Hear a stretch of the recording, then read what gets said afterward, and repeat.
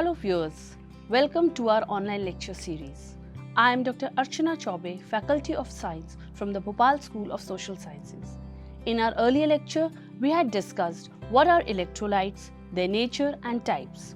Today in this lecture, we'll discuss an important theory of electrochemistry, that is Arrhenius theory of electrolytic dilution. So let's begin. To explain the property of electrolytes, in 1887, Arrhenius he put forth a comprehensive theory which is known as the theory of electrolytic dissociation, and this theory forms the basis of the modern treatment and concepts of electrolytes. The main points of the theory are that in an aqueous solution, that means when we dissolve electrolytes in water, they produce two types of charged particles. One a positively charged particle and another a negatively charged particle. For example, if we dissolve NaCl in water, it produces sodium ions and chloride ions. So these charged particles are called ions, and the positively charged particles are called cations, while the negatively charged particles are called anions. And when we connect the electrodes with this electrolyte, these charged particles, they move towards the oppositely charged electrodes. Like for example, in this diagram, we may see that the positively charged cations are moving towards the cathode, which is a negative electrode, while the negatively charged particles, anions, are moving towards the anode. In the modern form of the theory, it assumes that solid electrolytes are composed of ions which are held together by an electrostatic force. This force holds the oppositely charged ions together, and when these solid electrolytes, they are dissolved in an appropriate solvent, which should be a polar solvent such as water, the electrostatic force between the particles, it starts becoming weak, or we may say it weakens the electrostatic force, and the particles, they start moving away from each other, which leads to the separation of the ions, or it is also known as dissociation of ions into singly charged entities, and this process is known as electrolytic dissociation. Now, the fraction of the total number of molecules which are present in a solution, it is known as degree of ionization or degree of dissociation.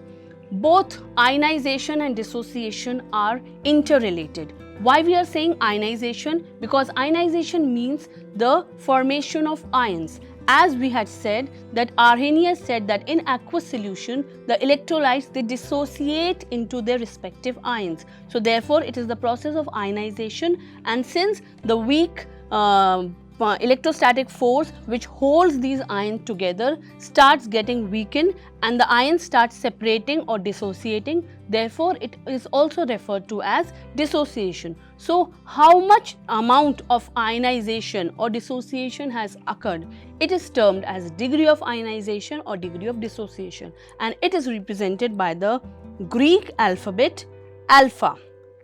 So if we talk about the formula for degree of ionization, it can be represented as alpha is equal to the number of molecules dissociated into ions divided by the total number of molecules present in the electrolyte.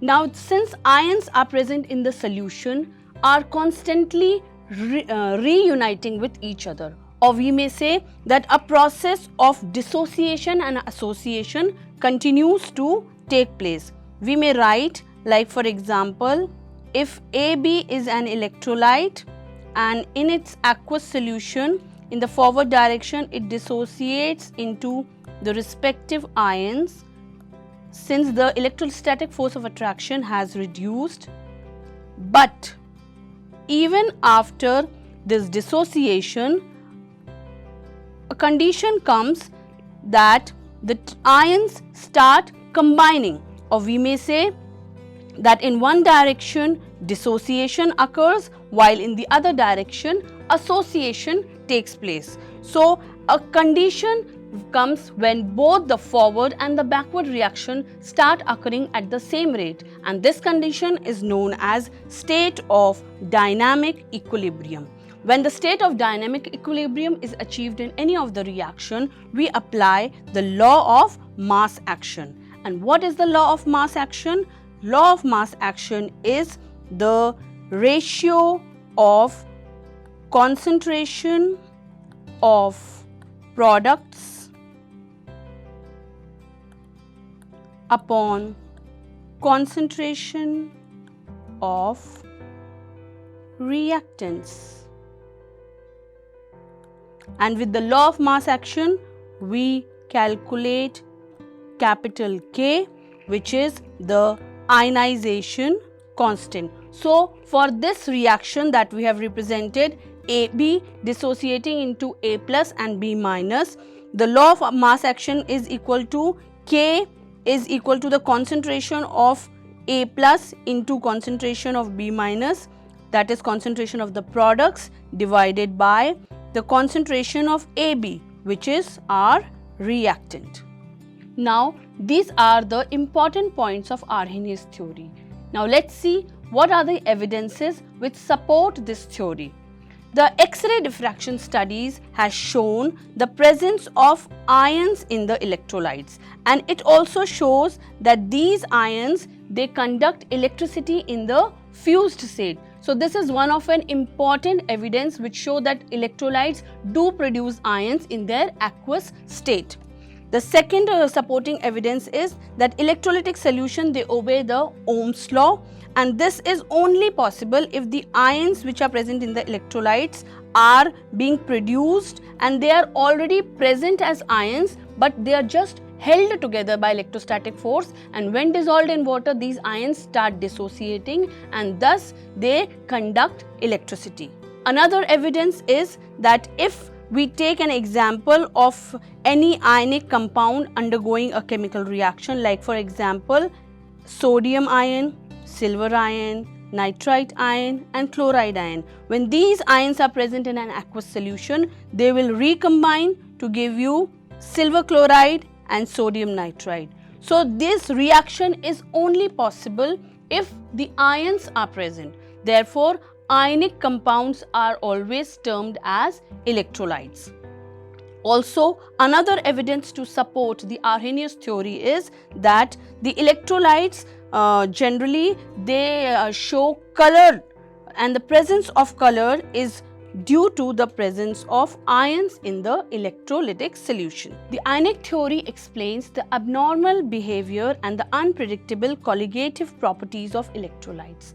Since the electrolytes, they get dissolved in water and they produce ions, so the number of particles in the solution, it always increases than the total number of molecules which were initially unionized. Therefore, it explains about the colligative properties of the different mediums.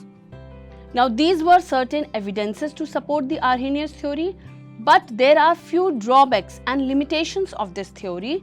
Therefore, it could not be applied to all the categories of electrolytes. So, let's see what are the limitations of Arrhenius theory. The first limitation is that Arrhenius theory is applicable to the aqueous solution. Since in the beginning we said that when electrolytes are dissolved in water or in their aqueous solution, they produce ions. So this is one of the most important criteria of Arrhenius theory, which is not applicable at all conditions, and therefore it could not explain the electrolytic behavior of compounds which were non-aqueous solutions. Second limitation is it is proved and observed that in absence of water also certain strong electrolytes, they conduct electricity, because we know electrolytes are substances which allow electrons or current to pass through them. So there are many examples where we may see that even in non-aqueous state, the electrical conductivity is observed in the electrolyte, which was, according to Arrhenius theory, not possible. So this is one of the biggest limitation of this theory.